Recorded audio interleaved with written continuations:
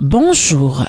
L'actualité reste diversifiée ce matin. On démarre par le quotidien La Tribune qui s'intéresse à l'absence de transparence et de contrôle des ressources destinées à l'Assemblée nationale. Cissé Lo Fouignas barre le journal La Tribune qui nous apprend que le député veut un comité ad hoc pour auditer la gestion du patron de la représentation nationale. Le même Cissé Lo que l'on retrouve dans le journal Critique, cette fois-ci relative à la crise d'autorité, aux conflits internes et discipline de parti APR. Macky aiguise son sabre, titre pour sa part La Critique, qui nous apprend que El Pistolero défie Macky Sall et secoue les bases de Benno. Vox Populi donne la parole à Sidiba, le secrétaire général du cadre de concertation des producteurs d'arachide et porte-parole du CNCR. Le secrétaire général des producteurs d'arachide conforte Cissé Lo, nous apprend Vox Populi. Ce dernier d'indiquer dans les colonnes du journal Vox Populi, il dit tout haut ce que les producteurs et les honnêtes ont toujours dénoncé tout bas. D'après toujours Sidiba,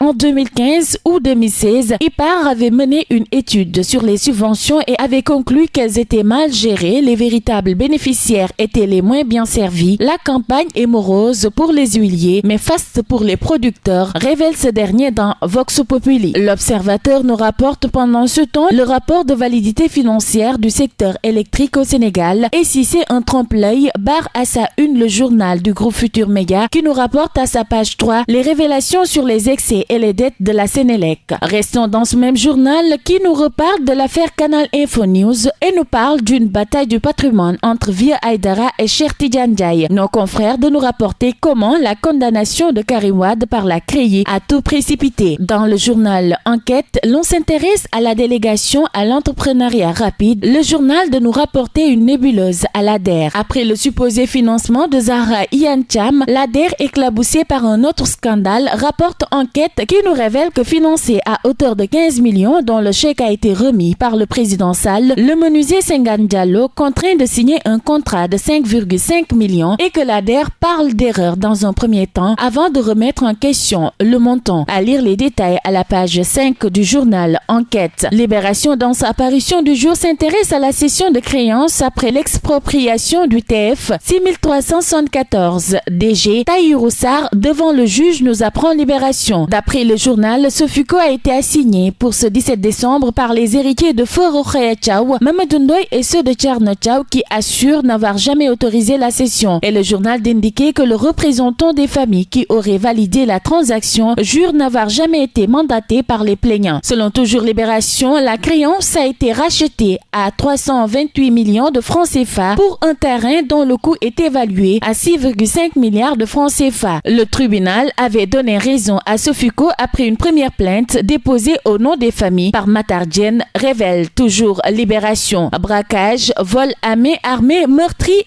insécurité généralisée dans le pays. Sud Quotidien fait le focus sur la terreur des armes légères et le journal de nous lister les villes où le marché d'armes fait furie. D'après nos confrères, 77% des violences sont commises avec usage d'armes à feu contre 23% à l'aide d'armes blanches. Un crime violent commis avec usage d'armes légères tous les 9 jours d'après toujours Sud Quotidien qui nous révèle que 11 millions d'armes à feu sont entre les mains de civils en Afrique de l'Ouest. Et le journal de revenir sur le braquage à Saint-Louis lors duquel un malfaiteur a été tué par les gendarmes. L'As nous rapporte l'histoire dramatique en Espagne et nous révèle à sa une que 2 corps de Sénégalais sont bloqués pour 6 millions de francs CFA. Rewmi Quotidien s'intéresse à la situation des enfants talibés. Le fatwa de Human Rights Watch contre le Sénégal barre à sa une Rewmi Quotidien qui revient sur le dernier rapport de Human Rights Watch publié hier. D'après nos confrères sur la situation des enfants talibés au Sénégal, Human Rights Watch dresse un tableau peu reluisant de la vie de ces enfants. Le Sénégal, encore accablé, renchérit Dakar Times qui revient également sur ce rapport de Human Rights Watch sur la maltraitance des enfants talibés. Le gouvernement du Sénégal ne protège pas les talibés d'après nos confrères, en tout cas